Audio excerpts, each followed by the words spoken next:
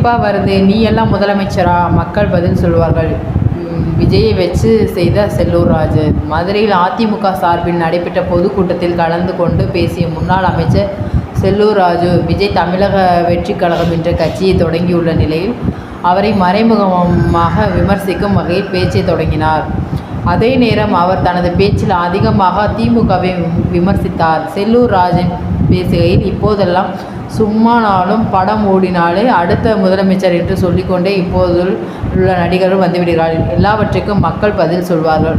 மற்றொரு பக்கம் வெளிநாட்டுக்கு சென்று முதலீடு பெற்று வருகிறேன் என சொல்லிக்கொண்டு வெளிநாட்டுக்கு சென்று கலராக ஃபோட்டோ ஷூட் நடத்துகிறார்கள் ஸ்டாலின். இப்போதெல்லாம் முதல்வரை நினைத்தால் சிரிப்பாக வருகிறது. ஏதோ ஒரு நிகழ்ச்சியில் எந்த ஒரு கொம்பனாலும் குறை சொல்ல முடியாத ஆட்சி தருகிறோம் என்று கூறுகிறார்கள். ஆனால் உங்கள் ஆட்சியில் உங்கள் குறைகளை சொல்லக்கூட முடியாமல் தவிர்க்கிறோம் என்பது உண்மை. அவ்வளவு குறைகள் நிறைந்துள்ளன.